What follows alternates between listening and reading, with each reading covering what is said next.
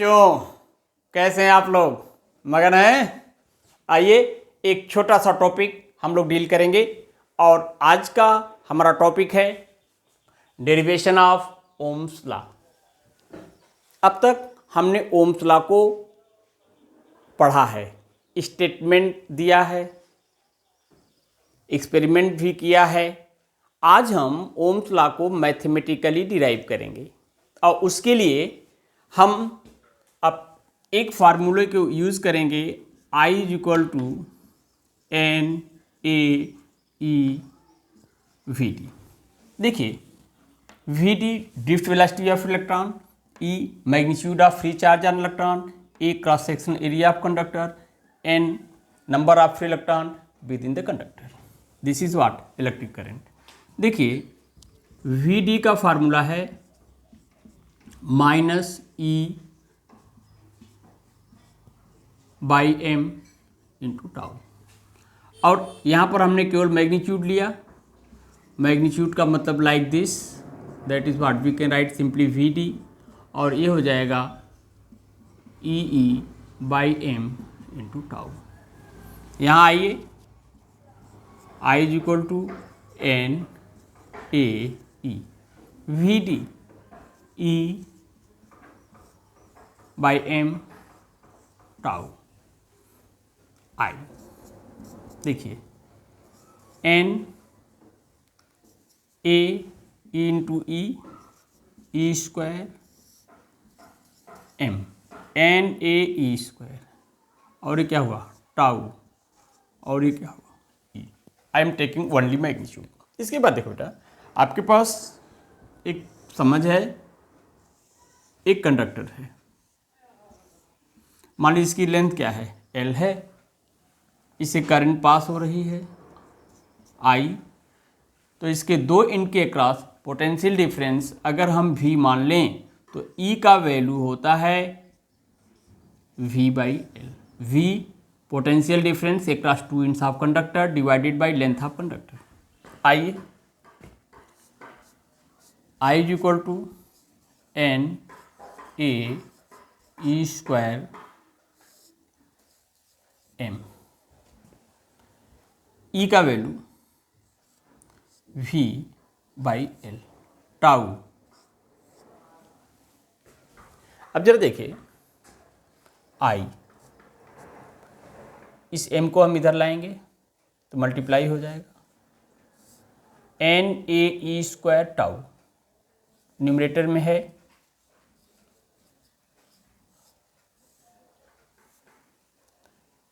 और एल भी इधर लीजिए, यहाँ क्या बचा V। अब यहाँ ध्यान से समझने की जरूरत है, m mass of conductor, L length of, m mass of free electron, L length of conductor, n number of free electron per unit volume, A cross sectional area, E charge magnitude of charge on electron, T tau relaxation time, that is average time interval between two successive collision. तो जरा देखो बेटा, ये जो number of electron per unit volume एक conducting material की property है। L और ए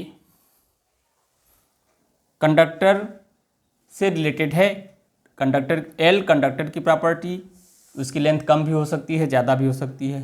क्रॉस सेक्शनल एरिया कंडक्टर की प्रॉपर्टी, ई कांस्टेंट है magnitude of charge on electron, tau relaxation time, average time between two successive collision, और ये टेम्परेचर का function होता है। टाउ क्या है? टेम्परेचर का फंक्शन। तो अब जरा देखो, यहाँ पर एक इंपॉर्टेंट बात लिखेंगे, for given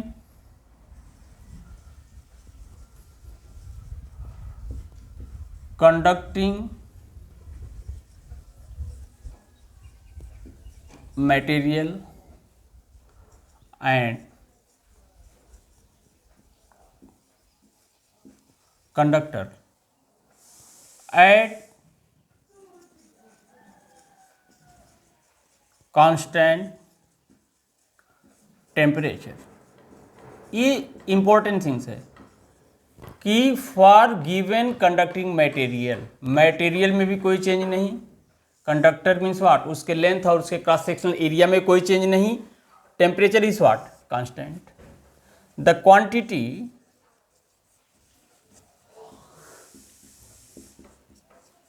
here m by L n a e square by tau is what, एक कांस्टेंट, ये क्या है, एक constant, that is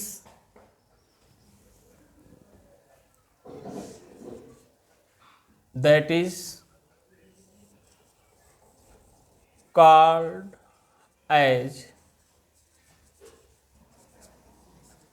resistance of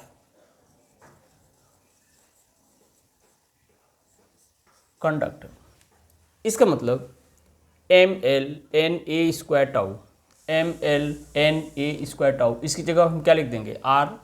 तो यहाँ से देखिए I R equal to what, V, that is what, Ohm's law. ये क्या है, ओम्स लॉ का मैथमेटिकल फार्मूला है। अच्छा, अब हम यहाँ से हमने कहा कि मटेरियल भी चेंज नहीं किया, कंडक्टर भी चेंज नहीं किया, टेम्परेचर भी क्या है, कांस्टेंट। ये पूरा क्या हो गया, कांस्टेंट, जिसे हम क्या कह रहे हैं, रेजिस्टेंस। इसका मतलब क्या है, ये जो रेजिस्टेंस है, लेंथ बदल दें तो बदल जाएगा, क्रॉस सेक्शनल एरिया बदल दें तो बदल जाएगा, number of free electron per unit volume एक कंडक्टिंग मटेरियल की प्रॉपर्टी है, मीन्स कंडक्टिंग मटेरियल बदल दें तो भी बदल जाएगा। टाउ जो टेम्परेचर का फंक्शन है, टेम्परेचर बदलने से बदल जाएगा, इसका मतलब आर जो है टेम्परेचर का भी फंक्शन है। मीन्स यहाँ से एक बात मैं बताऊँ कि जो रेजिस्टेंस ऑफ कंडक्टर है, कंडक्टिंग मटेरियल की लेंथ पर डिपेंड करेगा, कंडक्टर के लेंथ पर डिपेंड करेगा, कंडक्टर के क्रॉस सेक्शनल एरिया पर डिपेंड करेगा, कंडक्टर के मटेरियल पर डिपेंड करेगा, और साथ साथ टाउ जो टेम्परेचर का फंक्शन है, तो आर टेम्परेचर पर भी डिपेंड करेगा। तो अब जरा देखिए, यहाँ तक हमने ओम्स लॉ को डिराइव कर दिया और रेजिस्टेंस के लिए एक मैथमेटिकल एक्सप्रेशन निकाल लिया, और यहाँ हमने निकाला कि जो रेजिस्टेंस है किसके ऊपर डिपेंड करने वाला, किसके ऊपर डिपेंड करेगा, कंडक्टर की लेंथ पर, कंडक्टर के क्रॉस सेक्शनल एरिया पर, कंडक्टर के मटेरियल पर, और कंडक्टर के टेम्परेचर पर। थोड़ा और आगे बढ़ाते हैं।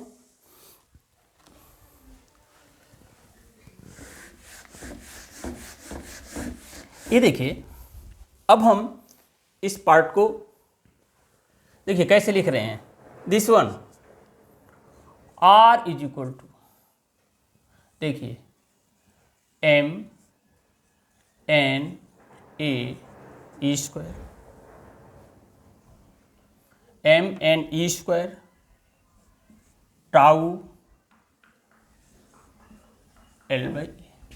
अब जरा देखो बेटा, फॉर गिवन मटेरियल, देखो ये जो क्वांटिटी विद इन ब्रैकेट है, I am talking about is for given material and given temperature. देखो for given material of conductor and temperature, यानी टेम्परेचर में भी कोई चेंज नहीं हो रहा है और कंडक्टर के मटेरियल में भी कोई चेंज नहीं हो रहा है, तो जो quantity within bracket is what, ये जो m N A E square tau, देखो e square tau is what, एक कांस्टेंट है जिसे रो से दिखाते हैं, और दैट इज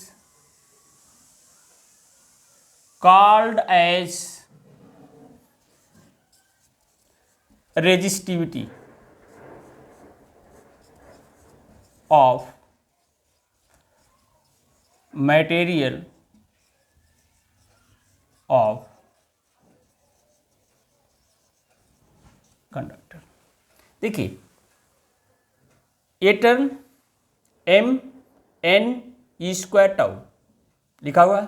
देखो n जो है number of free electron per unit volume, again I am saying property of conducting material, tau property of temperature. तो अगर हम मटेरियल में कोई चेंज ना करें, टेम्परेचर में कोई चेंज ना करें, तो पूरा quantity within the bracket become constant, that is called as what, resistivity of conductor. ऐसे हम दिखाते हैं रो से। मीन्स ये जो रेजिस्टिविटी है कंडक्टर के मटेरियल की प्रॉपर्टी है।